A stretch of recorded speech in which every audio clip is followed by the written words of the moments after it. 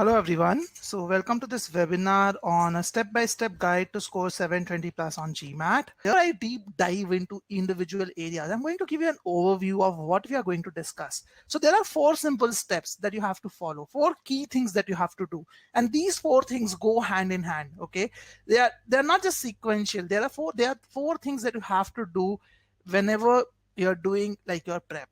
Okay, these 4 things, let me tell you. First is you have to plan your prep properly. You have to understand how do you go about the entire process. You have to understand the key aspects of each of those processes and then go about executing each of those steps. Okay, and while you're executing those steps, you have to assess, you have to continuously look at the information, see your performance, see where you're going right, where you're going wrong, and optimize according to that. Okay, in very simple terms, these are the 4 things that you have to do if you actually are targeting a 700 plus score. And I'm going to dive deeper into each of these areas now. So let me start with the planning part. Okay, now when it comes to planning, one of the biggest thing that a student needs to do is they have to identify the right target score for themselves. Okay, now when I say the right target score, I'm not just talking about the overall GMAT scores. I'm talking about your sectional targets as well. Okay, so for example, there are different kind of students that we come across. Some people are there who are good in one section. Some people are good in quant, some people are good in verbal. For those people who are good in one section out of the 2, they should try to maximize their score in that particular area that they're strong at. Okay, and there is another category of people who are good in both sections. Basically, let me put it this way, they are equally good in both sections. They don't really have a strength. Okay, so in that case, if you belong to that particular group, you should try to balance your target score, okay, in the individual sections. Now I know good number of you will be thinking, okay, how do I go about doing it? So let's take a simple example. Let's say your target score is 720, which is a fair enough target for most of the people. So if your score is 720 and you are in one of these categories, let's see how can you divide your target into sectional targets. Okay, so let's talk about the first category first. And let's assume that you are someone who is good in quant. Okay, so if you're targeting a 720 and you're someone who is good at quant, you should try to get to a Q50, which is a very high score in quant. I understand that quant 51 is also there, but getting to quant 51 is getting very difficult these days. So realistically speaking, if you target a quant 50, you only need to score a 38 in verbal to reach to a 720 overall. However, if you are good in verbal, you should try to maximize your score in verbal. Maybe take it up to a 43. Okay, and you should basically get a 46 in quant. So basically quant is the bare minimum that you need is 46 in quant. So that should be your approach. Okay, I have a question. Amit is asking, to balance the target score, please elaborate with the example. I'm going to talk about that, Amit. Both examples are covered. Don't worry about it. Shubham is asking, what does Q50 mean? Okay, so Shubham, these are scale scores. They correspond to a certain percentile. So Q50 is around 87 percentile on the GMAT is how it is. Okay, so I'm going to talk about the algorithm a little. You may hold on this thought till that for the moment. Now let's talk about the second scenario. Okay, so Amit, let's say you're targeting a 720, are equally good in both areas. Then you should balance your target, and your target should be approximately 48 in quant and 40 in verbal. Okay, which are very, very similar kind of scores. Okay, percentile wise is what I mean to say. Okay, so you should target a quant 48 and verbal 40. So that's the first step that you need to do. Okay, now the second thing, like once you identify the sectional targets, you kind of know that how much effort is required basically to reach your target score. You have precise targets in front of you. Now, when you start preparing, you need to think of your learning in 3 phases. Your entire learning process is divided into 3 phases. What are the 3 phases? The first phase is you should like the learning phase. Okay, what happens in the learning phase? You're completely new to the GMAT. So you hardly know anything about it. You don't know the concepts that are tested. You probably learned them in school long time back, but you still need to learn all the concepts, all the application. So learning phase is where you are doing the most of the heavy lifting. Basically, you're going to learn all the concepts and the application, and approximately 70% of your time is going to be on the learning phase itself. Okay, that's the first phase. The second phase of your learning is fine tuning. And don't worry about this, guys. I'm going to cover all these things in a very detailed manner. So if you are new to prepare, like to GMAT prep, you should try to give 70% of the time to learning phase. Get it as get it right completely. If you get it right, then your time on the other two phases will reduce. The second phase is once you have learned all the concepts and the application, you basically fine tune. You work on weak areas, you identify your strengths and weaknesses, and you work on the weak areas by fine tuning and making sure that you are removing your weaknesses, okay, as much as possible. And then you move to the final stage, which is the mock phase. Okay, and mock phase is where you just focus on taking the mock test. Okay, now let me ask you a very quick question, guys. Let me ask you a question in the poll. So I'm going to create a poll around it. So tell me how, what I want to understand is, according to you, how many mocks should one take before taking the GMAT? Okay, let me ask this. Let me quickly create a poll for you guys, and just give me a minute, guys. I'm going to create the poll for you. Okay, and let me quickly do that here. Okay, so here you go, guys. So tell me, how many mocks do you think uh, are required to ace the GMAT? Let me see your responses, guys. Okay, interesting. The votes are changing very quickly. Good. I'll wait for like 20 odd seconds.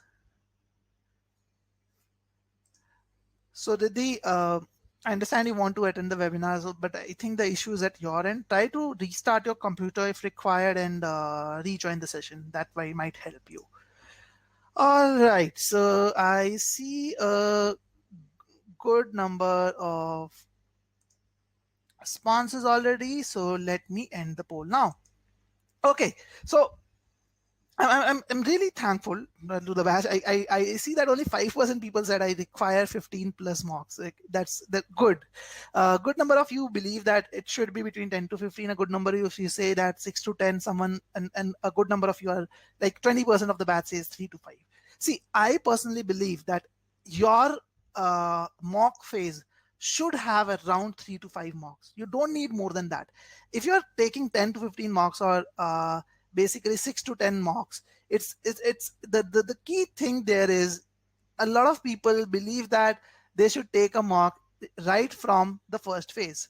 Okay, you should take a mock right from the first phase in the learning phase itself, but I don't believe that, because see, if you haven't learned anything and you're going to take a mock, that's probably not going to help you. Should you take a mock in the fine tuning phase? Maybe one maximum, not more than that.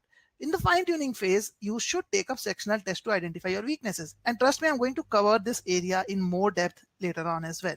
Okay, so your mock phase is where you're going to take all your mocks, and this mock phase is generally lasts for 2 to 3 weeks maximum, I believe. And in this 2 to 3 weeks, you should be taking up approximately anywhere between 3 to 6, 7 mocks. Okay, again, depends entirely on like how you're performing, but that's ideally the 3 stages that you need to focus your learning on. Okay, so let us start with the learning phase. Let us talk about this phase first. Let us see how should you go about learning all the concepts required for GMAT. So the first and foremost thing that you need to think of when you are planning your learning phase is, what is the right sequence of learning? Most of the people, when they start their GMAT prep, they don't know where to start from. So they basically collect some books and they start going through the books randomly. They solve some questions from the like GMAT Club. They solve questions from Manhattan, some random books they here and there, whatever they can get hold of, they start putting in their effort. And only after a month or two of preparation, they realize that they are not headed in the right direction. Okay, and that's when they realize that they need a structure to their prep. But if you start focusing on the right structure from the very beginning, you will find yourself in a very good position utilizing your time more effectively. So what I'm going to do now is I'm going to tell you how to sequence your studies, how to get started with individual areas. Okay. Very quickly, I'm going to take up a few questions, and after that, I'm not going to take a lot of questions, but just quickly. Zishan is saying, I've heard feedback that even if students get 710, 720 in 5 to 6 marks consistently, in reality, their scores come 670 to 690. Zishan, that's an important question. I'll take that up in the Q&A part of the webinar. I'll take that up for sure. So another question is there, can I avoid one or two quant topics in GMAT and still manage to score 48 plus? Rajdeep, you can. That's another interesting question. I'll deep dive into it later on. Okay, so let me get back to this. Let me focus on this particular part. Shubham is asking that, should I take a mock test before beginning our preparation to see where we stand in our weak areas? So Shubham, honestly, if you haven't started, if you haven't prepared at all, probably you will have everything as a weak area. Again, that's a probability. I'm saying some people are good at something or the other. You can take a mock test, but the idea should not be to judge your performance. The idea should be to just get used to the entire format of the test, like what are the questions that are tested, and get an overall estimate of where you stand. Okay, so that will give you an idea about how much time you need to prepare. But a strong and a weak area is something which generally happens after you have gone through your learning phase. Okay, so I'm going to hold back on the questions now. So let's talk about the right sequence of learning. So for working professionals, I believe if you are having a full-time job, you are only able to dedicate 2 or 3 hours in a day maximum, then you should focus on just one section at a time. Do not focus on both verbal and quant at the same time. Focus on one area first. Okay. And even in that area, you need to follow the right sequence. Okay. So I'm going to start with the sequence for verbal. And basically, I want to help you understand what is the right order in verbal. Okay, so what I see a lot of people doing is they take up the verbal section of the GMAT. They start learning sentence correction. Then after 2 days, they also start learning critical reasoning. And then after 2-3 days, they go to reading comprehension as well. Okay, so basically what happens is in the end, they are like doing everything like SC, CR and RC all in the same week. They're just dividing time to all of it. Okay, is that the right approach? Probably not. Let us understand why. Okay, so first we need to understand is what are the skills that are tested on GMAT verbal. So there are 3 skills that are tested. The first skill that is tested is your comprehension skills. GMAT tests whether you can understand the meaning of individual sentences. And when I say understand the meaning, and can you understand the exact meaning, not a roundabout meaning? Can you understand the exact meaning of what is written without any ambiguity in your mind? That's first skill that is tested. Second skill that is tested is how critically can you reason with the information that is provided? How analytically can you think about it? Whether the information is logical, whether it is not logical, and if it is not logical, what is making it illogical? What are the gaps that exist in the flow of information? Because as a manager, you have to analytically reason with many people. You have to reason out so many different things. So this is an important managerial skill as well. And the third skill that is tested is how can you focus on the main point? Because as an MBA grad, you will be going through a lot of case studies in your B school.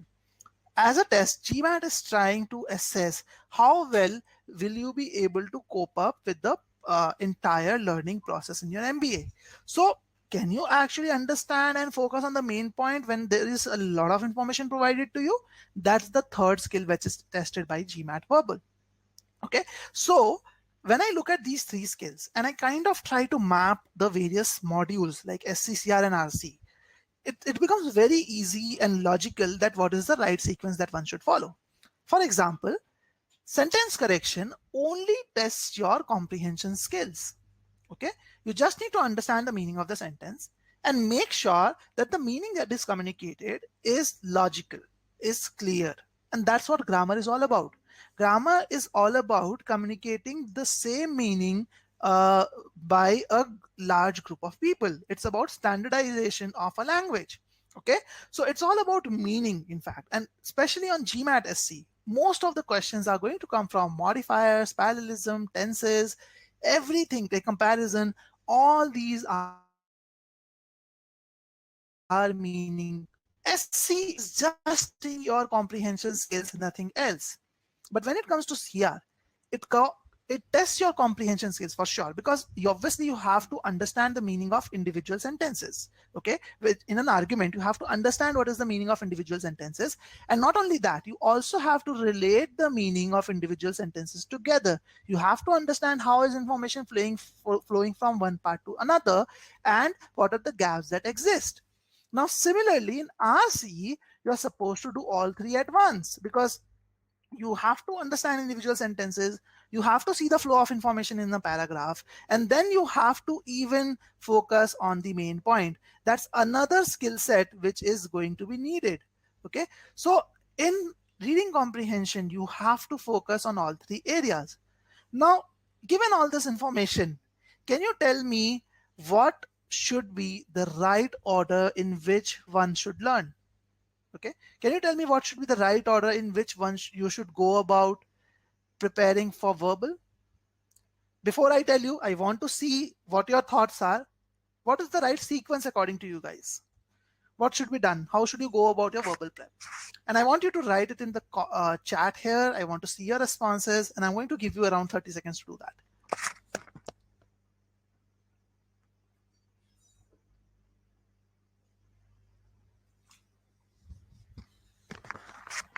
Okay, so I have a good number of responses.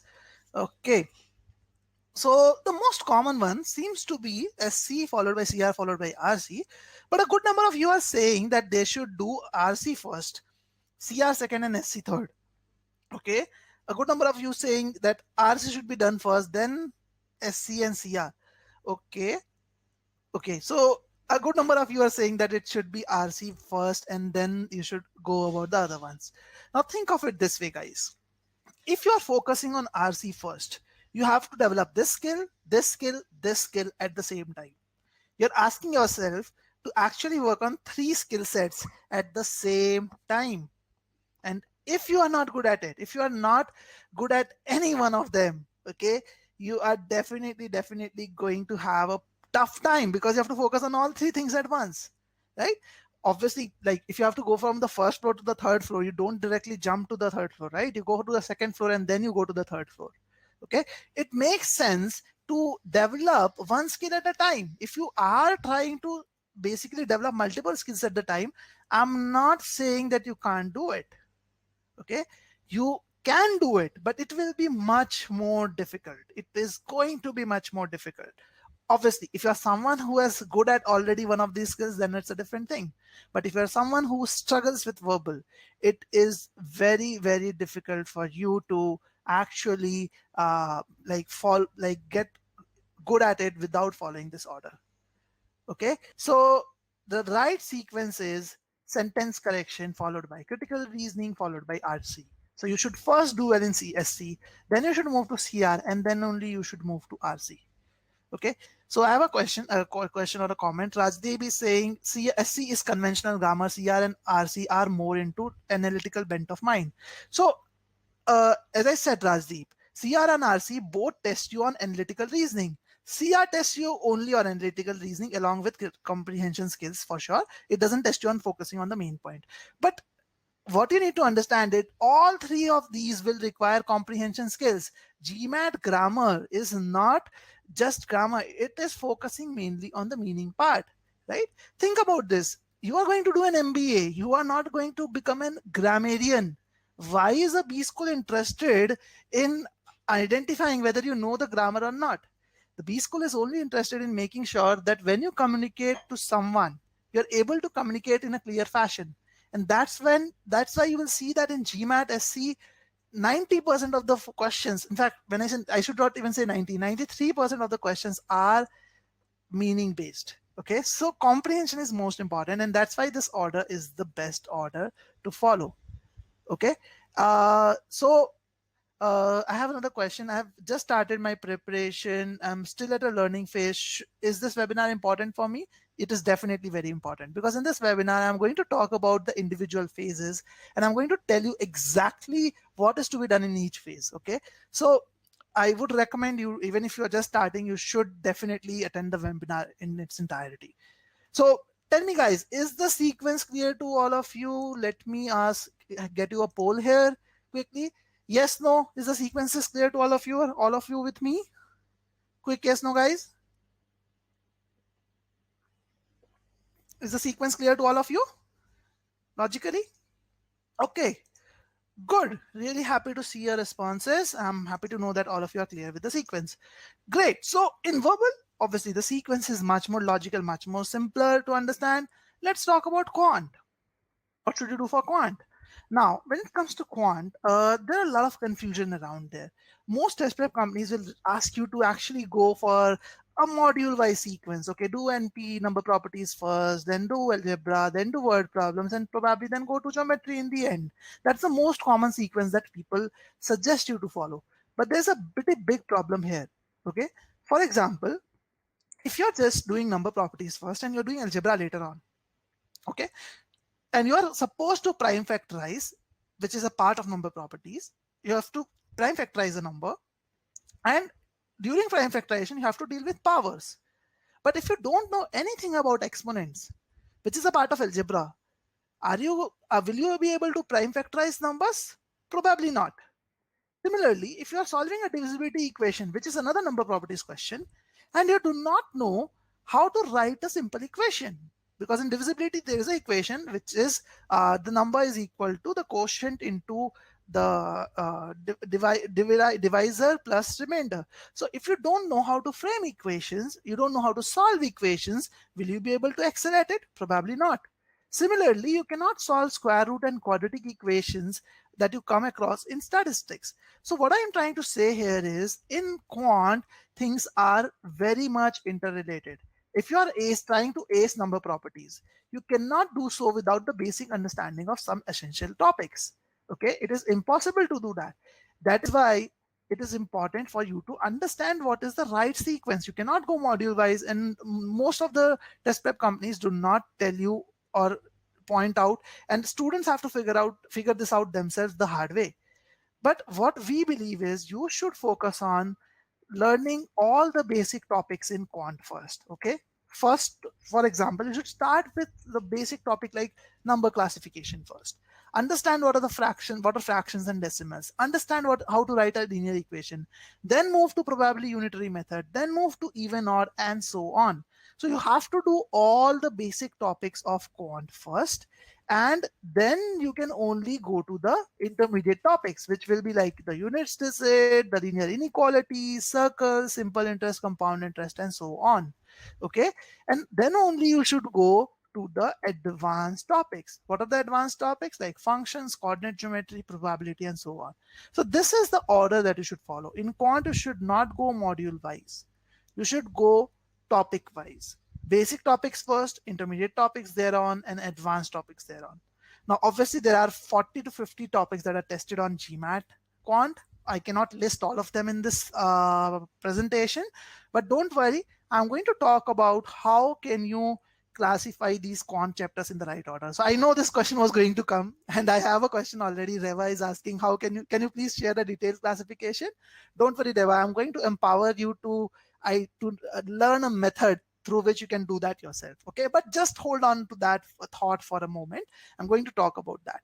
Okay, so now I told you the structure for quant, I told you the structure for verbal, but these structures are important for people who are just starting. Okay, now what about people who have already prepared for some time? Okay, so let me ask this question, like and just let me understand, like, since when have you been preparing for GMAT? Okay, can you respond to this poll quickly, guys? Since when have you been preparing for GMAT? Quickly. Okay, let's wait for 10 more seconds to see some responses. Okay, Madhurima has a question. What material to refer to these topics? I'll talk about that also, Madhurima. Don't worry about that. That is also going to be covered in the execution part of the like your preparation. Okay, so we are still talking about planning right now. Okay, Good. So let me end the poll now. I see the responses have stabilized more or less. So I see that most of you are yet to start your prep, or you have been preparing for less than 1 month, which is a good thing. So all of you who have been preparing for less than 1 month or yet to start, you should be basically focusing on this sequence that I told you. For verbal, you should do SC followed by CR followed by RC. For quant, you should do basic topics followed by intermediate topics followed by advanced topic. Okay, so that is ideally the thing that you should do.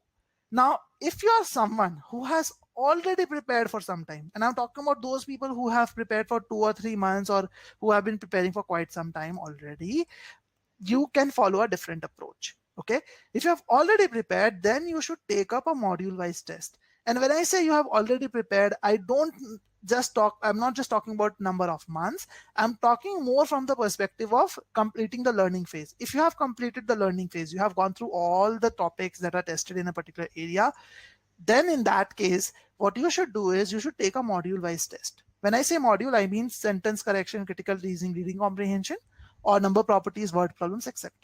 So take up a module wise test and classify the modules into two areas: your strong areas and your weak areas. Your strong area is where you have more than 70% score. Your weak area is where you have less than 70% score. Now, what you're going to do is, I'll take a simple example. So let's say I'm talking about verbal, SCCR and RC. And let's take an example of a student. This student has taken a module-wise test in each of the areas. He scored 90% in SC, he scored 60% in CR, and he scored 40% in RC. So what he should do? He should first focus on working on the weak areas. So he should try and do CR and RC first, and then do SC later on. Okay, because SC is one of his strong areas. So his first priority should be CR, his second priority should be RC, and his third priority should be SC. Okay, now I have another question for you, and I'm going to ask a lot of questions in this webinar because I want it to be very interactive. Okay, so tell me, why did I say CR first and RC second, even when the student has a higher score in CR than in RC? Can you tell me in the chat here? Why did I say CR first and RC second? Even if CR is at 60% and RC is at 40% only? Please respond in the chat. In the meantime, I'll take up a question from the chat as well. Metha is asking, for a full-time student who can prepare for 8+ hours, how can he or she decide the number of hours to be dedicated for content verbal? So it actually depends on the comfort level. Let's say you feel that you are comfortable with one area, then you can probably give slightly less time to it. I would say maybe a 60-40 kind of a scenario: 60 to your not so comfortable area and 40 to your comfortable area. If you're equally comfortable in both, 50-50 is good enough. Okay, good. So I have some responses. Riddhi saying because RC covers CR. Okay. Reva says it will help better in RC. Good point. More potential to better the score in Shakan. Good. Right order is CR, then RC. Rohit is saying that is good. Yes. So basically think of it this way, that a lot of your skills again, think of the skills again. So if you are actually doing CR first and you're able to get it right, that is going to help you in RC as well. Okay, but if you follow the other order, you follow RC then CR, then you have to build two skills at the same time. Remember, less than 70% basically means you're all like the 60 and 40 are very, very similar. So there are weaknesses in CR also that need to be fixed. Okay, so this is the order that you have to follow. Okay, another interesting question. Avik is asking, it's mandatory to develop strong analytical skills in order to identify main point to be focused. I think you're saying that, not asking. So good, that's important, because if you do not have the strong analytical skills in place, then you will struggle with inferences. And in RC, you don't just have to focus on the main point and the purpose. In order to do that, you have to draw the inferences. That is how I will put it. Okay, great. So I'm really, really happy, guys. I can see that all of you are able to make sense out of the entire process. Great. So this is how you should do it for someone who is already preparing.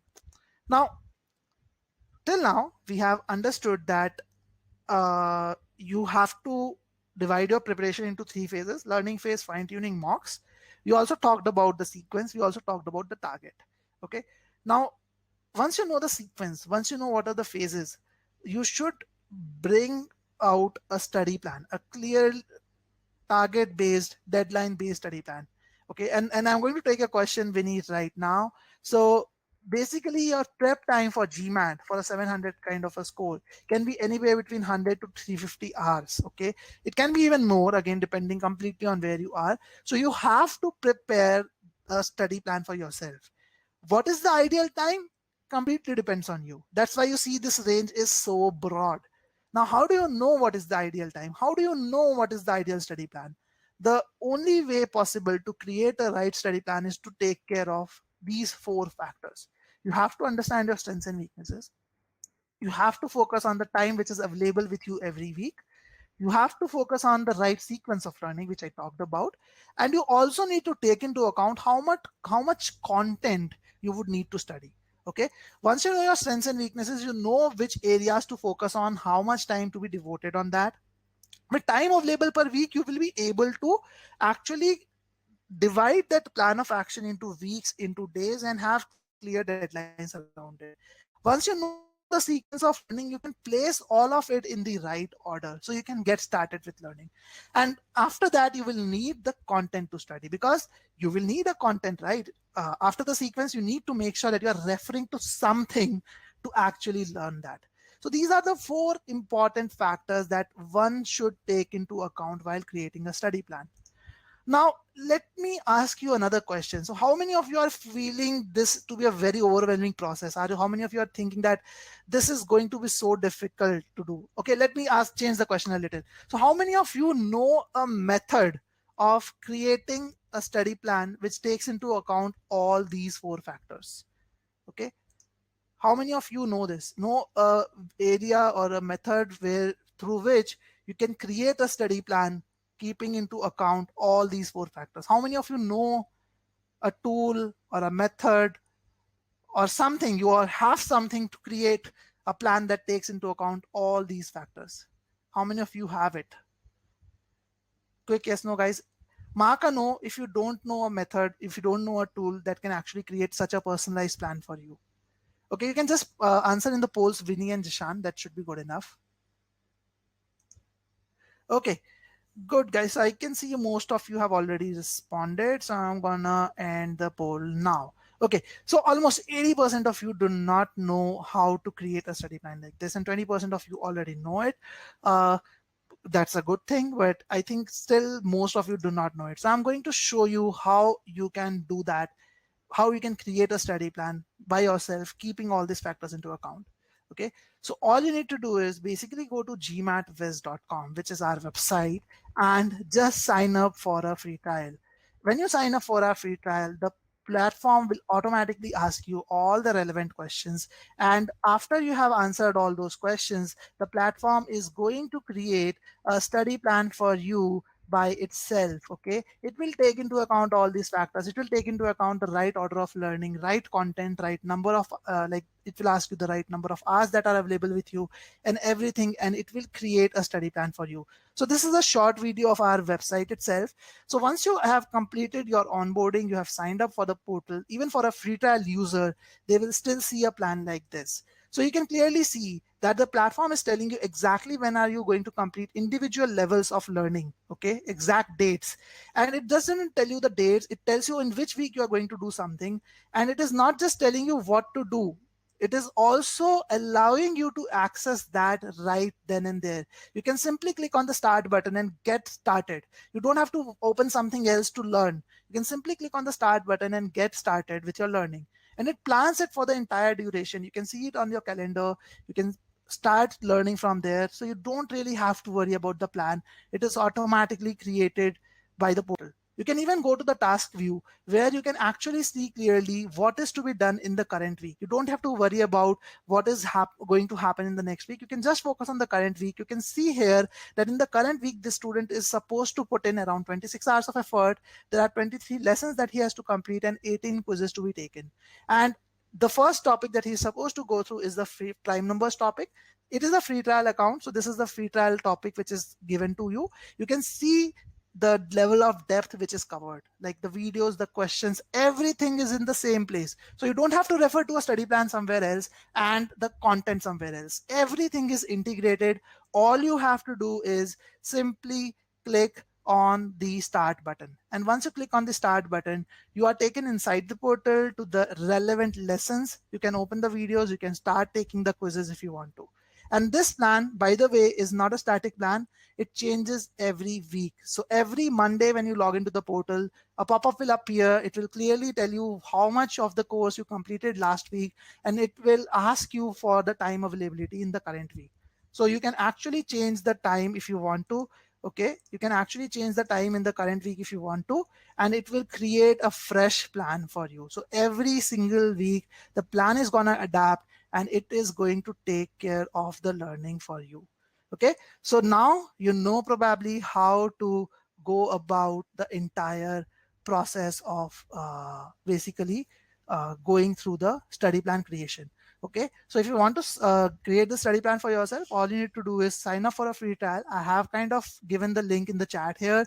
You can even access it. I'm just going to make it sticky on the top. So if you want to access it at any point of time, you can just click on this link from the top of the chat and access it. Okay, so you can create a free trial account and get started with the study plan as well. So remember, the gist of the entire story is I've been going on and on for almost 20-25 minutes. I've just talked about planning. But trust me, guys, planning is the most important part of your learning phase. Okay, because a goal without a plan is just a wish. So if you're planning to do an MBA, your goal is to do an MBA. Trust me, if you haven't planned for it properly, it's just a wish. You need to plan it properly to ensure that you are ready for the round one deadlines and you are able to get to your target score by then. Okay, so with that, let's move to the execution stage now. And I'm going to talk about the execution stage. But before that, to help you understand how to execute, how to learn things when after the planning part, how to go about learning individual concepts and everything, I'm going to talk about a little about the algorithm, because unless we understand the algorithm, we cannot understand what is important when we are basically executing the things. Okay, so I'm going to quickly talk about the algorithm. Now, some of you might have attended my other webinars where I've talked about it, but some of you might be completely new. So I'm going to tell you quickly how the GMAT algorithm works. It is an adaptive test. So all the students, let's say user one, all the students start at a medium difficulty level question. Okay, now if you get that question right, the algorithm increases the difficulty level. Okay, if you get that question right, the algorithm again increases the difficulty level. But if you get a question wrong, the algorithm will decrease the difficulty level of the next question. And that's how the adaptive algorithm works. So if you look at this user has scored 12 points because he has got a medium hard and a hard question right. So he has scored 3 plus 4 plus 5, a total of 12 points in the test with an accuracy of 60%. Now let's take another user. This user also starts a medium question, but he gets it wrong. So he gets an easy medium question next, which he gets wrong again. So he gets an easy question next, which is right, and so on. So he also makes 3 out of 5. He makes 2 out of 5 mistakes. So his accuracy is also 60%, but his score is just 6 points because he has gotten an easy, medium, and a medium question right. So his score is considerably lower than the score of the other student. Okay. Now, why do I talk about this? I talk about this because I want you to focus on this part. Both these people have the same accuracy. They have the same accuracy, which is 60%. But look at the score difference. One is at 12 points and the other person is at 6 points. The score difference is huge. Okay. And the reason why I talk about this is accuracy is the wrong metric that people look at. Okay. A lot of people come to me and say that, okay, when I was solving the OG questions, I used to get a 70-80% accuracy or 80+% accuracy, but in the mocks, I do not fare well. And I'll just want to ask this question to you guys. How many of you have faced this yourself or heard this yourself? That when you're going through the OG questions, you are getting more than 70-80% accuracy, but in the mocks, your scores are pretty low. Okay, let me wait for the responses. I don't see anything changing because everyone says that I have gone through this myself. And that's one of the biggest reasons I actually talk about this particular point. Because most of us think that accuracy is the right metric to look at, but accuracy is actually not the right metric to look at. And let me show you a very simple example through 2 ESR snapshots. Okay, so what I'm showing on my screen right now is the GMAT score report. So GMAT gives you a score report at the end of the test if you pay for it, obviously, which is more detailed than your individual score. So it tells you how you performed in various quarters of the test. So I'm showing you a score report for the verbal section of 2 students, one on the left and one on the right. Okay. The student on the left, like how to read it is basically there are 4 quarters. The first quarter has around 8 questions. The second quarter has around 7 questions. The third quarter has around 7 questions. And the last quarter has 8 questions on verbal. So this bar chart tells us that this student made 4 mistakes in the first quarter. 50% of the questions were incorrect. Okay. So this is how you read the chart. So if you look at the chart of the first student, he has made a total of 4 plus 1 plus 3, a total of 8 mistakes. Okay. Now let's look at the chart of the second student. Let's see how many mistakes this student has made. He had made 2 plus 2 plus 3 and a total of 7 mistakes. Okay. Can any one of you guess what is the score of the second student? Can you guys tell me what is the score of the second student according to you? Okay, let me actually bring up a poll for you guys. Okay, let's not try it in chat. Take your time if you have to. Tell me what could be the score of the second student that you see. The student who has made 7 mistakes.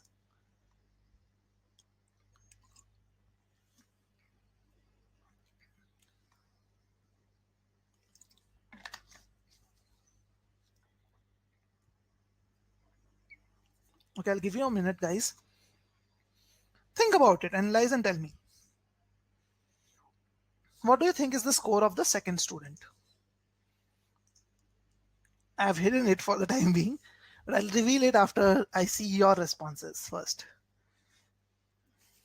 Just one extra mistake is made by the first student. So I want you to predict the score of the second student here. What do you think? Okay, I have good number of responses. Seems to be stabilizing now. Okay, 10 more seconds, guys, to cast your votes if you haven't done so yet. Okay, and this is gonna be interesting. Nice. Okay, let me end the poll now. Okay, so you might be seeing the results of the poll. Around 50% of you think that the student should have scored within the verbal 37 range. Okay, let me review the score of this guy. The second student actually ended up with a score of 41. Verbal 41. 11 points more than the first student. Okay, and look at the difference in percentiles. The first student has a 58 percentile and the second student has got a whopping 93 percentile. I'm sure for a lot of you, it is totally unbelievable. And how can that happen? How can GMAT be so unfair? You're making just one extra mistake and your score is so low. And trust me, guys, this 11 points could be the difference between a 680 and a 750 as well. Okay. It could be that big a difference in your overall score. It could be the difference between getting rejected from your school versus getting accepted, or getting accepted without a scholarship versus getting accepted with a scholarship worth $50,000. Just one extra mistake. Rajesh, you are surprised. I can understand that. In fact, I could have also come to that maybe. That thing if I looked at this report just like that. But let me help you understand. This is not really surprising. This is actually how GMAT algorithm works. Okay, Rajdeep has a question. So can we conclude that one should be correct with the first 10, 12 questions to be on the higher skill score scale? So Rajdeep, again, I'm not gonna get a lot deeper into that. This is not a webinar on algorithm, but in short, on verbal, you need to get the first 26 questions right. That's all that matters on verbal. Okay, but I'm not going to get into the depth of that. I have a different webinar organized for it in which I get into a lot more detail about the algorithm. But what I want you to focus on now is the difficulty level chart. Let's understand why this happened, why this one mistake created such a big difference. Okay, so look at the difficulty level on the y-axis and the progression on the x-axis. So if you look at the first quarter and the second quarter, the student one on the left side, his average difficulty level that he got right in the second quarter was between low and medium. Okay, he was getting low to medium difficulty questions right. On the other hand, the second student was getting medium to high difficulty questions right. So even though the accuracies look very similar, the kind of questions that they were getting right were very different. And that happened because of the first quarter itself. The first student made 4 mistakes in the first quarter. So the algorithm believed that the student does not have the capability of getting the hard questions right. And the moment the algorithm served him hard questions, if you see, his incorrect questions are consistently harder than the questions that he is getting correct. So what is the impression the algorithm is getting? The algorithm is getting the impression that once I increase the difficulty level of the student starts making mistakes. So that is the difference that is there. If you compare it side by side, you will be able to see that the difference in the difficulty levels of the two students, the questions that the two students were getting right, is so huge. It was such a huge difference that existed between these two students.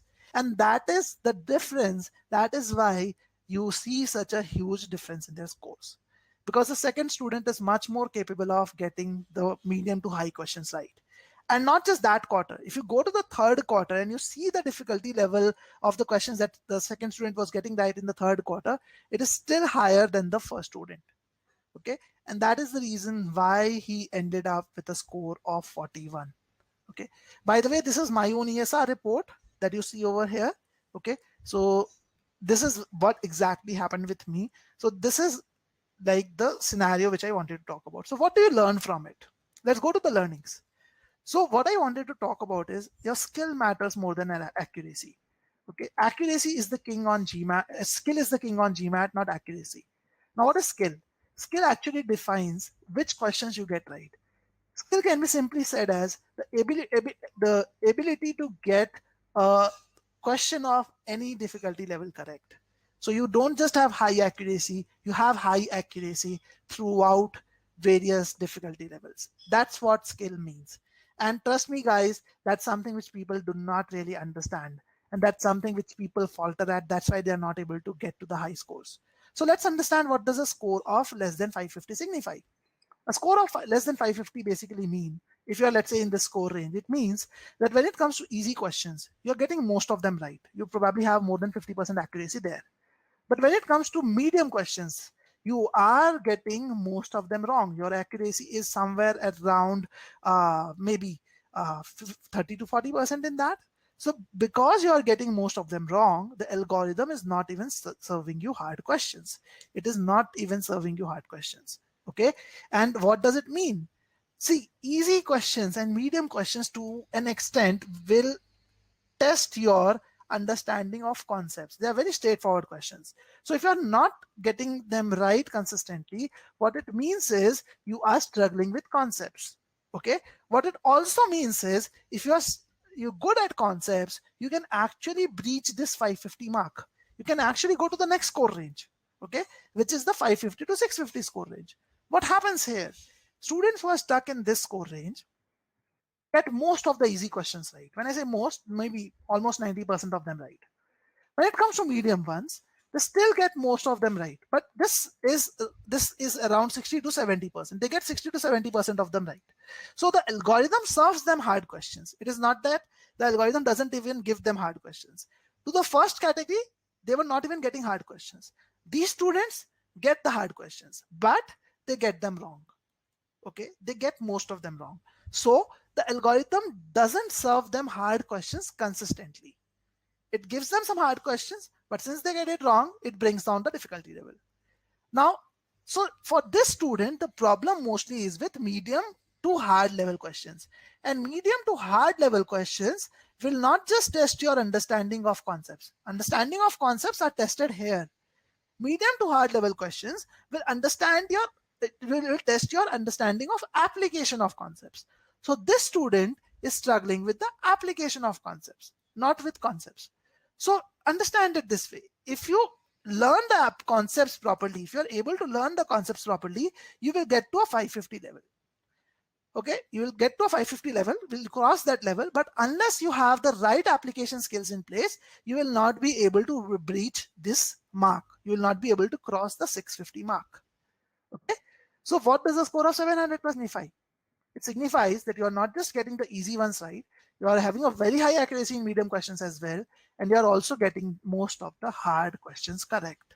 Now, obviously, how many of them you get right actually defines how whether are you in the low 700s or the high 700s. But that is what it basically means. So what should be your approach to score 700 plus? Simple. Two simple things. First, make the algorithm serve you hard questions. That's the first step. How do you do that? By having a high accuracy on easy and medium questions. Okay. Now, to get a high accuracy on easy and medium questions, you need to have a solid conceptual understanding. Once you have got the hard questions, then the second thing comes into picture. Once you have got the hard questions, then you need to get these hard questions right. But how do you get the hard questions right? You only get the hard questions right by learning the right skills and learning how to apply them. So basically, this is where your application skills will come into picture. Okay, so skill in very simple terms is the understanding of concepts plus the understanding of applications. But sadly, most of the people, when they focus on skills, they just focus on the concepts. They do not really focus on the application. Okay, that's a common problem which exists. But before I move on to application, I want to know, are you clear about this idea of skill and application and concepts? Are you clear about this idea? Are you clear what GMAT is really testing you on? What does a 700 mean? What does a 550 mean? How do you actually go to a 700 plus? And this is very important. Unless you know that, any strategy is not going to work for you. You need to understand this part. Okay, good. I see that all of you are clear with it. I'm so happy. Okay, this is not an easy thing to make everyone understand, and something which most of the people not even understand. Like I'm sure that most of you who are attending this webinar would have not thought of it this way earlier. Okay, so this is something which is very, very critical for you to understand. That skill consists of concepts plus application. Both should go hand in hand. But sadly, people do not focus on application. Okay, so what you're ideally supposed to do is, for every topic, when I say topic, what do I mean by topic? A topic basically means prime numbers, modifiers, assumption, main point, or quadratic equations. Any individual topic that you are learning, you should focus on 3 learning stages. First stage, always start by learning concepts. And trust me, this is a area which everyone focuses on. Learn concepts. You will get hold of books, you will get hold of material, you will learn concepts come what may. I'm sure you will do that yourself. That's the first stage, and that's the stage where most of the people focus on. But what they don't realize is the second stage is what is very important to take them to a 700 level. That is to master a methodical approach to apply these concepts. Okay, you have learned the concepts, but how do you go about applying them? Have you learned a methodical approach to do that? That's something which you need to realize. Right after you're learning concepts, you should be looking at not just solving questions. Solving questions is the third stage. Okay, that is practicing questions is the third stage. But when you're solving questions in the second stage, your focus should be on learning the application. How do you apply these concepts on a question? What are the step-by-step methods that you should follow? Okay, that's what you should do. So there are these 3 stages. Only after you have learned the approach, you should practice questions on the topic. And if you do follow these 3 steps for every topic, you are bound to get a 700 plus score. But most people, as I said, right after learning concepts, they will randomly start practicing questions. They generally do not focus on learning the right skills, right application skills. And that's why they continue to repeat the same mistakes over and over again. And that's why a good number of them get stuck. Even after putting in 5-6 months of hard work, they get stuck in the 600 to 650 score range. And the reason is very simple. They repeat the same mistakes. They do not learn the right methods. Now, what do I mean by the right method? I'm sure I've been talking about since a long time. All of you must be thinking. None of you, thankfully, has asked this question, but I'm sure this is going on in your mind. That was, what does the right skill mean? What does the right application mean? Okay, let me ask you guys to solve a simple question. And through this question, we'll understand what do I mean by skill. Okay, so let's say these are 2 equations which are given to you, and I want you to solve for x and y. How will you solve it? Please take your time if you have to. Tell me the method. I'm not interested in the answer. I'm interested in the method. Tell me the method in the chat here. Okay. And please respond to this, guys, and think about it, because I want you to think about the approach. Then only all this will make sense to you.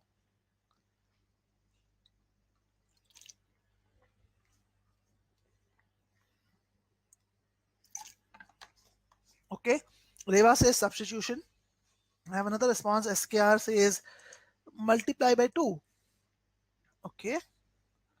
Good. Any other comments? Amit also says multiply the second by 2 and then subtract it. Good, Amit. Good point. Anyone else? Okay. Got it. Just 3-4 people know how to solve it. What about the other people? Okay, Nazim says find the value of x from both equations, then do RHS equal to RHS, find the value of y. Okay, Sayantan also says multiply and subtract. Good, so I think Martin also says the same. So I think all of you agree with that, and most of you follow the same method. We'll probably in step 1 equate the coefficient of x. Okay, because that's the easier one to equate. So this is what we have learned in school. If you have to solve 2 linear equations, what you do is you equate the coefficients of one of them. Okay, you equate the coefficients of one of them. So in this case, we equate the coefficient of 2 by multiplying the second equation by 2. Sorry, coefficient of x basically. Then in the second step, you remove that particular variable, you eliminate that particular variable. So you eliminate x, you will get y. And then in step 3, you substitute the value of y to get the value of x. Okay. So this is what I mean by a methodical approach. So how to frame linear equations is a concept. What is the equation? What are the various parts of an equation? Coefficient, variables, all these are concepts. But how do you put all of it together and solve a question using it is what we call a method. Okay, so a method has to have various steps to it. And the method also means that the method should be such that you get to the answer in the most effective manner. Okay. Remember, there is a difference between method and shortcut. Now, this method, if you apply on any linear equation questions, you will always get to the right answer. You will not have any conclusions whatsoever in your mind when you do that. Okay, that's something which is very important. Now, a lot of you understand this for quant, but when it comes to verbal, people are not that methodical. Okay, and let me tell you that with the help of an example. Let me take up reading comprehension for that matter. So I'm going to ask this question to you: how do you approach RC? And I'm going to show you 3 approaches which are the most popular ones, and I'm going to ask you which one of them is that you actually approach. Okay, so SKR has a question. I'll come to that, SKR. Don't worry about that. But let's first talk about RC. I'll talk about CR and SC later on. So the most popular approach for RC, for example, is one approach is you read the last line and the first line of every paragraph and jump to questions. So at the end of the day, you have to solve questions quickly. So what you do is you read the first line and the last line of every paragraph. That will give you an idea about what this paragraph is on. And then you move to the questions, understand what this question is asking, and accordingly go back to that particular paragraph and solve the question. That's first one approach, which is very popular. The other approach, which is very popular, is read the passage quickly in 2 minutes or maybe 3 minutes. Just read it quickly, see what lies where, take a mental note of what is lying where, which part of information is where, take notes if required. Okay, and then refer back to the passage for every question. Look at the question, go back to that particular part of the question passage because you know what information is where, and then solve the question. That's the second approach. The third approach is read the questions first so you know what you are looking for, and then go to the passage. Okay, so tell me which of these approaches do you use, and please be honest with me. Take your time if you have to read all 3 of them. Tell me which approach do you follow for RC. What is the approach that you are following for RC today?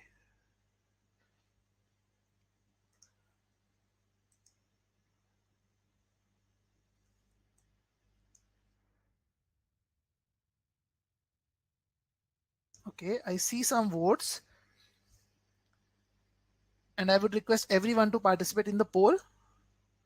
Rajdeep, you can participate in the poll directly. That will be better. That will actually give a consolidated response to all of us.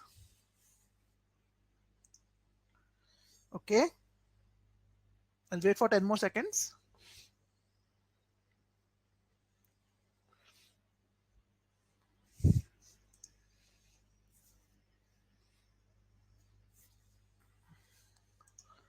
All right. So I see the responses have almost stabilized. So yeah, so as I expected, most of you follow the second approach. Okay. And a good number of you follow the third approach, and very few of you follow the first or none of these. Okay. Amit says most of the time I follow approach 3 because of habit. So Amit, I understand. In fact, when I was a student, I have, trust me, applied all 3 approaches, and the one that I used to do follow the most is this approach, which is actually the most common one. I used to read the passage as quickly as possible, and then come back to the questions.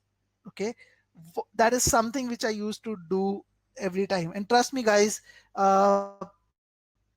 This is something which is was most logical to me, because I felt that okay, this is what you need to do RCs, like in RC. So my approach was I have to increase my reading speed, and that's a question I come across very often on the forums as well. A lot of students ask me, how do I increase my reading speed? Okay, trust me, I tried reading a lot of newspapers, novels, come what may, solved so many odd passages to prepare. And what I realized was I was always stuck. I never used to get the right answer because all these approaches are incorrect. Okay. And let me tell you why. Okay.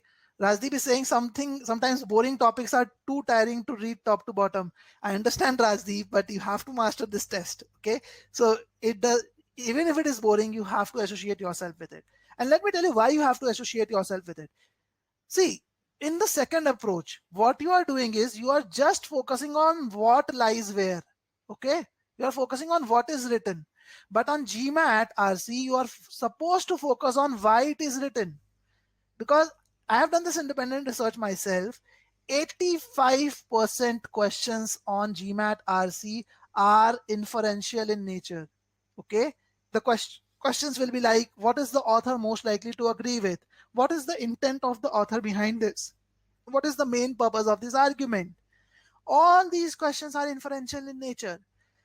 If questions are inferential in nature, they are not testing you on what is written.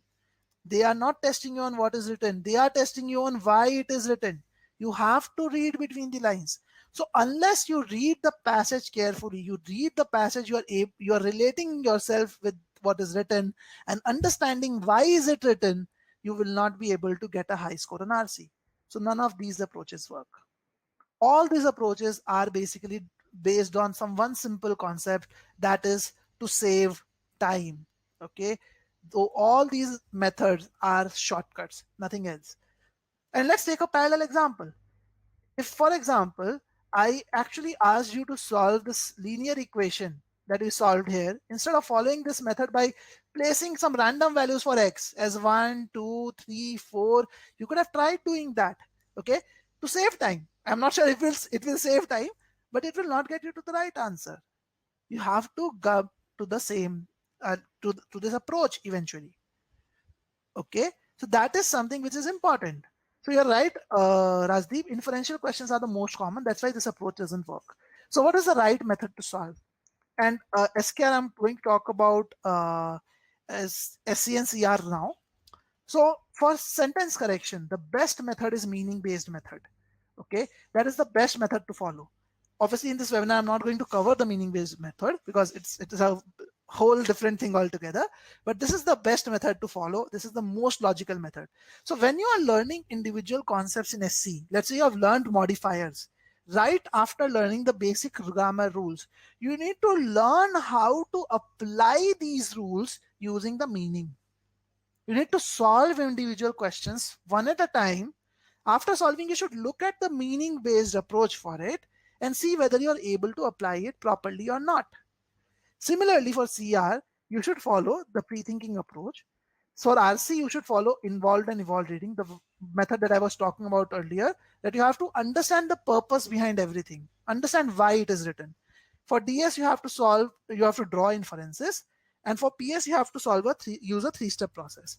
Now, we continuously organize webinars for each one of these areas. So if you're interested in learning any one of them, please add our email ID to your address book so that you are able to receive the emails for the webinars. We will send you invites for the webinars, register for them and attend them. Now, in order to learn these methods, you have to make sure that you make them as a part of your learning curve. So the typical learning curve for students is they focus on learning concepts and then they just move to practicing questions. Okay, and that's something which I actually heard saw as a question by one of you, that when I was solving individual concepts, I was getting everything right.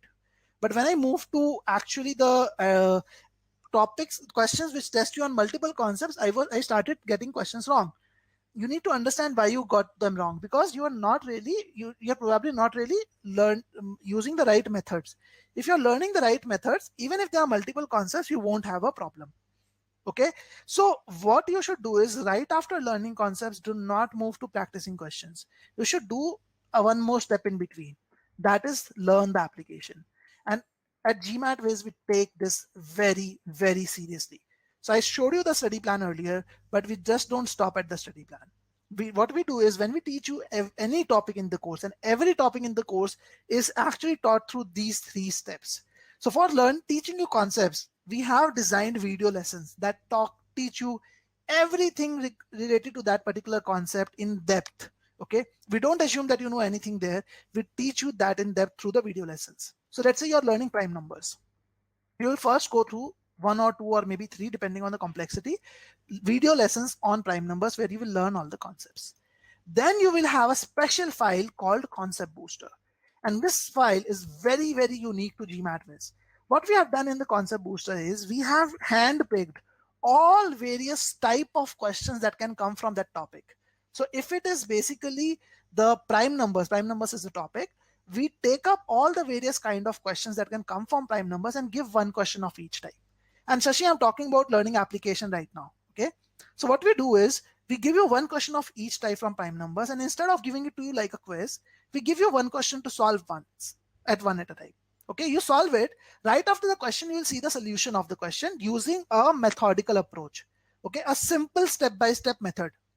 So what you are doing here is, since you have just solved one question and you are looking for the solution right away, you exactly remember how you solved it, and you are now seeing an expert solving it in front of you. Okay, through that video solution or the text solution, you are able to see how an expert approached it. So you are able to draw the differences. What are the variances between your approach and what is the approach that was supposed to be followed? When you start doing that, you start learning what is the right method as well. And that's what I mean by method or application. Shashi, I think you're basically, it helps you understand that part. So when you learn the right method from that question, you take that learning forward to the next question. You solve that question then and there, you apply those learnings that you had, and then you move to the third question, the solution of the second question. You map your approach to the approach that we have shown.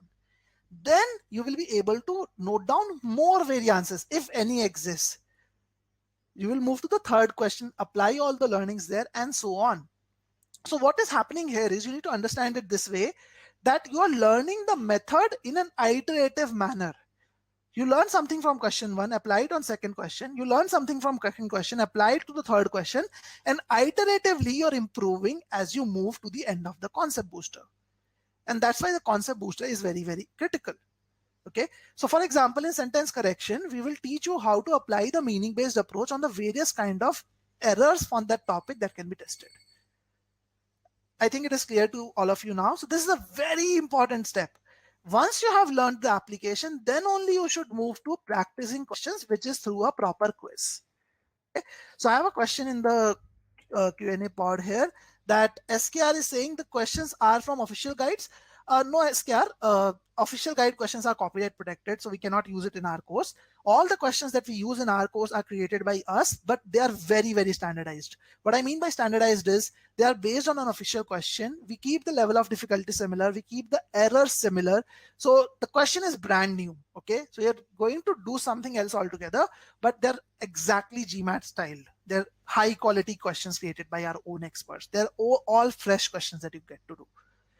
Okay, so another comment, I think Medha is saying, I must say the sequence has helped me learn the concepts and apply them as they come. So thank you so much, Medha. And that was the purpose of actually creating this entire learning curve at GMATWhiz. So this is what the same learning curve that you should follow. So even if you're not using GMATWhiz, if you're using some other material, okay, you should focus on learning the concepts on one topic at a time, apply those concepts, learn the application, not just apply, learn the application. And when you're learning application, it is very important that you look at solutions that actually give you the solution in the same method. Because see, you might understand the meaning-based approach, that you have to focus on meaning. You might be thinking that you're applying the meaning-based approach, but are you truly applying it? Are you applying it correctly? Is the question that you need to ask yourself. And how do you know whether you're applying the meaning-based approach correctly or not? Unless you have a solution that speaks the same language, that actually details the solution in using the meaning-based approach, you won't be able to relate and identify where are you going wrong. So even if you're not using a GMATWhiz course, make sure you follow a consistent method and you review solutions using the same methodology. That is very, very important. So remember, these are the 3 steps which are important in the execution phase. Okay. Quick poll time, guys. I haven't asked. I just want to check everyone is with me or not. Are you clear about these 3 steps? Okay. Jovan has an interesting question. How do you accomplish step 2, learn application without doing practice questions? So Jovan, again, I'm not sure if I'm pronouncing your name right, so very sincere apologies for that. But think of it this way. I explained the entire second step. Okay, you have to solve questions, but you're not practicing questions right now. You are solving some questions, but the objective is to learn. So you're not solving all questions at once. You're solving one question at a time, looking at the solution right away. And the idea is not to get the question right or wrong or to solve it in optimal time. The idea is to solve it using the right method. So you're looking at the solution and understanding whether your methodology was right or not. Because unless you do both of them, learn the concepts and the method, you're not going to get the hard questions right. Okay, good. So I'm happy to know that all of you are clear with this stage. And this part is very critical because most of us either go wrong in the planning part or go wrong in the execution part. These are 2 steps which are very important. Let's move to the third stage now. Okay, and now the webinar is going to move at a much faster pace because the first 2 are going to consume most of your time. So how do you assess your performance? Okay, so when you're assessing your performance, you need to focus on learning and not just on timing and accuracy. So as I said earlier, your entire learning has to be done in multiple phases. The first 2 phases of that was learning phase, where you learn all the concepts and application. The second phase is fine-tuning phase. Once you have learned all the concepts and applications, then you go to the fine-tuning phase. So when it comes to learning phase, your focus should be entirely on learning the right method. When you come to fine-tuning phase, then only you should focus on timing, not before that. Okay, so the reason for that is simple. If you start focusing on timing earlier, it will actually harm you a lot more. It will actually create a problem, become an impediment in learning the right methods. And let me tell you this is a very, very, very important tip. When students come to me and talk to me, this is probably the first tip that I tell them. Do not time yourself when you're in the learning phase. Because what starts to happen in that case is, if you start worrying about timing too soon, I know GMAT is a time test. Okay, I know GMAT gives you only less than 2 minutes to solve a question. But you are not taking the GMAT tomorrow. That's something you need to understand. You're taking the GMAT after some time. You're right now in the preparation phase. Okay, in the learning phase. If you start worrying about timing too soon, you will your focus is going to shift away from learning. It is going to shift away to solving questions quickly. You won't learn the right methods. You will just solve questions. And if that happens, your score is going to stagnate around 600 and 650 because you will not learn the methods, correct methods, and then you will struggle later on. Okay. Initially, you should not worry about timing. You should just worry about learning the methods. Okay. I know I'm talking about methods again and again, but that is intentional because I want you to remember this as a takeaway that methods is all that is important. And think of it as psychology. Okay. This is like just like learning any new skill. So when you first learned how to drive a car, you had to think about the accelerator, you had to think about the brake, you had to think about the steering, the side mirrors, the back mirror. It was a very, very tough process in the beginning because you had to take care of so many things at the same time.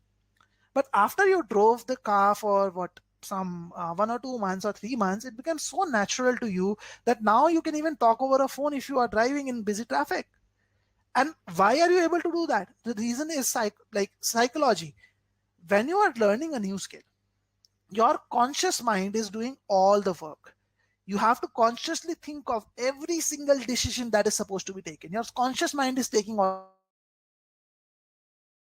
those decisions. Is very slow as compared to your subconscious mind. Okay. Now, once you start doing something again and again, again and again, again and again, what happens is your conscious mind, your subconscious mind gets trained on doing that. It automatically takes up that effort. It automatically starts doing it. And that's when the efficiencies kick in. Okay. That's when you get better at it. So unless you let your conscious mind do something for a longer period of time, your subconscious mind is not going to get trained in that. And that is why in the learning phase, you should not worry about the time that you are taking to solve a question. You should just worry about making sure that you solve every single question using the same method. Okay. And then once you are done with individual, like all the concepts, then you can definitely think about timing. Okay. Now, another important thing in your assessment phase is like when you're assessing your performance, you are, as I said, you're not assessing your performance basis timing. You're assessing your performance based on the understanding of concepts and the methods. Okay. So unless you master one topic, which is a basic topic, you should not move to another topic. Okay. So that is one very, very important thing. So before you master the basic topic, you should not move to another topic, because if you haven't mastered the basic topic and you move to the next one, you will face challenges in that one. Now, how do you do that? So what you should do is after every topic, let's say after prime numbers, for example, you take a topic quiz. You take a quiz in prime numbers, that practice quiz that I was talking about. You find out your strengths, and let's say you are able to find out a weakness. Let's say you did not do well on the topic quiz, you should focus on the weak parts right then and there. Do not allow those weak areas to stay on, because if they stay on, they will create a lot more problems for you in the later phases. So identify the conceptual gaps and work on them right away. But if you do not have the right means or the right tools to do that, you are not able to identify the conceptual gaps and you move on, the issues will pile up and it will start creating problems for you later on. For example, if in quant, if you are confused between odd or even primes or middle term factorization in quadratic equations, you will not be able to do well in prime numbers. Okay. So it is very important that you identify the conceptual gaps and work on them right away.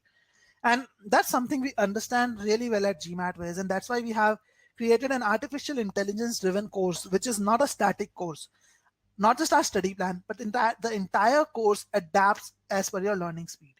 So as I said, every topic, so for example, this is a triangles topic that we are teaching, is divided into 3 steps. So you have the video lessons first, where we teach you the concepts. Then you have the concept booster, where you teach you the application. And then you have the practice quiz. But the third step is not the last step. Once you take the practice quiz, okay, once you start the practice quiz, this is generally the last file. But at the end of the practice quiz, the platform, the entire thing is basically going to analyze your performance. So I am just submitting the practice quiz right now. It will see what you are good at and what you are bad at. So the AI will run, it will analyze your like responses, identify the areas of weaknesses, and finalize the suggestions for you. So it will create additional lessons. So if you see, this platform has added some videos which I was weak at, and have added a quiz also to help me improve on my weakness. Okay, so we are not just telling you why you are weak, we are helping you work on them right then and there. So the moment I accept this change, the platform will automatically add these elements to my course. So the moment I click on next activity after this quiz, you will see that earlier the practice quiz was where the topic was completing, but now I have a lot of additional files. Actually, let me go back to that section. So now I have a lot of additional video lessons. You can see short videos specific to my weaknesses, and additional personalized quiz to work on that particular area. Okay, so that is something which is very unique to GMATWhiz. Okay, Amit is asking what is the meaning of FT. So FT is free trial. So there are around 10% of the content which we have served in the free trial. So you can actually access some of the content. So all these files are like the free trial files. That's why you see that suffix at the end. Okay, so this is something which you are also supposed to do. So if you're a GMATWhiz user, this is automatic for you. You don't need to worry about this. The platform does it for yourself. But if you're not a GMATWhiz student, then you should definitely do that. Until and unless you master one area, you should not move ahead to the next area. Okay, so basically what should be done in the optimizing phase? Once you are done with individual topics, let's say you are, so I talked about the assessment, that you're assessing your potential at every topic, at the end of every topic. Once you have done that, it is basically you can move to the module wise test. So let's say you're done with sentence correction. At the end of sentence correction, you should take 1 or 2 quizzes in it, 15 to 30 questions, and identify the weak areas. Weak areas are where your accuracy is less than 60%, and then you should optimize them by working on the module again. So on the topic again. So for example, if you identify that modifiers in an area in which you have less than 60%, so go through the topic, the concept files, and the boosters again for it. Okay, I have another question from Mohit. I hope this free trial is also in sequence to what you give in paid version. So Mohit, the files in free trial are not in the same sequence as in the paid version, because in the paid version, we start from the very, very basic concepts as well. Okay, so in the free trial, we give you a mix of all types. We have some basic concepts, we have some advanced concepts, we have some intermediate concepts also. The only reason we do that is we don't want to just give you a taste of the basic ones. We want to give you the taste of even the advanced concepts, some of the intermediate concepts, so that you know how we explain even the advanced ones. Okay, so you won't be getting it in the same sequence it is supposed to be in the free trial, but you can actually go to the course tab from the study plan and see what is the sequence in the paid course. So as a free trial user also, you can see the paid course. You cannot access it, but you can see the sequence in the paid course. I hope that answers your question, Mohit. So how do you improve your weak areas? As I said, what you need to do is you need to revise the concepts. So go back to the video lessons again, revise the concepts for it, then solve and review the questions basically. So then you go to the concept booster, solve one question at a time, review the solutions, and make sure that you're focusing on learning the application. Okay? And remember, a lot of people tell me that how many questions should I solve in order to get this right, get this skill right. Trust me, guys, it is not so much so about the number of questions that you solve. It is more about the quality that you are like, not, I mean quality, by quality, I don't mean quality of questions. What I mean is quality of learning that you generate from every question. Okay. So focus on learning from every single solution. Okay. And once you are done with this, like once you are done with individual sections, by sections, I mean quant and verbal, you should optimize the weak areas, take sectional tests just to strengthen, just to stay in touch. And in the end, you should take up around 4 to 5 mocks. As I said earlier, that's the last stage of your learning to get to the final output. Okay. So remember, at this stage, when you're doing the mocks, the focus should be on learning the right test taking strategy by understanding the algorithm.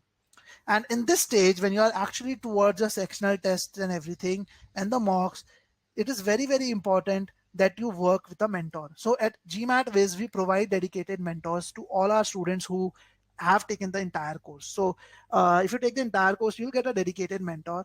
The mentor is supposed to help you with your direction. Basically, he is not going to solve your doubts or queries. For that, we have our forums in place. The mentor is going to look at your progress intermittently. So basically what will happen is, let's say when you onboard on the platform, right after that you'll receive a mail from a mentor. You can schedule a call with your mentor after putting in 30-40 hours of effort on the platform, so maybe after 10-15 days. So after, like, once you have learned for 10-15 days on the portal and you have booked the call with the mentor, before the call the mentor will look at your performance on the portal, identify whether you are headed in the right direction or not, because our goal is to make sure that you are ready for round one itself and you don't have to go to round two. If you are able to do that, we will try to do that for you. So we will help you understand what is going right and what is going wrong about your prep, even from the very beginning, so that you are always on track. So on the call, you ask the mentor that when should I book the next call, and then you study for the next 10-15 days. You do that yourself and then connect with the mentor again, and that process continues. But this whole thing becomes a lot more important when you move to the sectional test phase, because then you have certain areas that you are strong at and certain areas that you are weak at. In that case, the mentor helps you to basically have 7-day drills or 10-day drills where he tells you exactly what is to be done in the next 7 or 10 days. That, okay, these are the areas that you focus on, this is what you do, and then let's connect after 7 days. He will even help you with your mock analysis and everything. Okay, so this is something which is very, very important for you. And at GMATWhiz, we make sure that you get dedicated mentors, and the mentors that we provide are not call center executives who are trained to read a standardized document. The mentors that we provide have minimum 7 to 8 years of experience. They have taken the GMAT themselves, scored 700 plus, and they know the strategies that work. Okay, so that's about it for this webinar. I hope it was helpful for you. So now I'm opening it for the open-ended Q&A. If you want, you can register for a free trial by going to our website.